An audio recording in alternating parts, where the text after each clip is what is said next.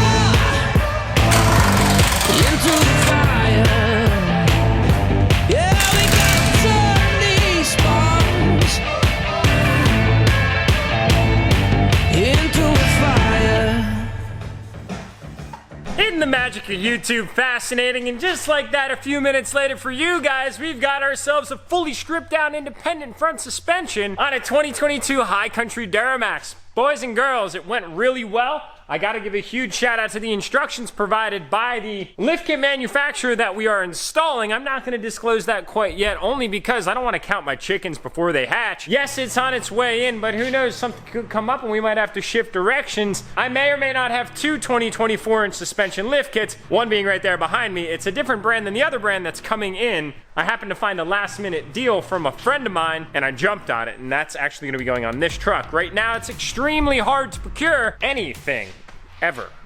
Yeah, it's kind of a little awkward, but especially when we're trying to build these trucks month in and month out. So anyway, I gotta say, it was somewhat kind of therapeutic to be out here like old time's sake doing this on my lonesome. I found myself a really good classic rock station on Spotify, and I've been jamming out, man. The music really sets the mood. So there we go, guys. It's a brand spanking new truck, less than 100 miles on it, all torn down, and I gotta say, it was really nice working on it. Everything is brand spanking new. No dust, no dirt. It's a beautiful thing. We've got all of our passenger side components to the left, all of our driver driver's side components to the right. Now, this lift kit that we are receiving does involve notching the front and the rear cross member. It's kind of interesting because on the older trucks, the LML and older generation L5Ps only really ever have to notch the rear cross member, but they made these trucks a lot bigger, which makes sense for them having to notch the front. We are going to be doing a 4-inch lift on this truck. I think it's going to be perfect for the body style size. These 2020s are rather large. Anything more than that might be just a little bit too much for what it is that we're looking to accomplish. I'm really excited to get it all put together. Small little sneak peek. You can see we got control arms sitting up in there. It might be a little hard to see with the monochromatic theme that we're doing on the vlog right now for good measure, but it's coming together. So that's where we're going to close up shop today. Can't forget my wallet, can't forget keys. We got support to the firefighters here on the Enthusiast Apparel key tag. Turn the speaker off, trash. Those things are the best. Throw this out over here, close up shop, and now we are on to our next location. Oh my God, guys, we have quickly run out of day. The days are getting shorter and shorter by the day, and daylight savings is that oh so unfortunate part of the season where we're gonna lose a whole hour of daylight at night, and it's gonna be dark for an hour already. It's coming up on, what time is it right now? 6:45, and this is where we're at, and it's only expediting, but let's just take a minute to appreciate a heck of a view with a little bit of elevation. So grateful to call this place home. There's never a moment that I don't walk out here and look across that beautiful county that we live in and just say, man, I am happy to be an American. So it's kind of good timing because the sun is setting on Dream Diesel giveaway number 20, guys. This is your very last chance if you're catching this video on the 24th of October 2021 to get entered for a one-of-a-kind chalk gray F450 and 30 grand cash, as well as a double bonus giveaway RIP Supercharged JLU. Just think, 2 of you are going to be walking away, and only time will tell if it's you that's coming here to take delivery of one of those 2 vehicles. We got a lot of work done in today's video. Thanks for hanging along. It was awesome to make as much progress as we did on the high country. I can't wait to jump into the next video to continue the momentum. Speaking of momentum, there's going to be a lot of really big shop changes this week, and that is going to forever change the facade of what's up and coming, and I'm somewhat kind of dreading the move, but man, I can't wait. I am eager and excited to actually just be there and be square and build some really gnarly stuff.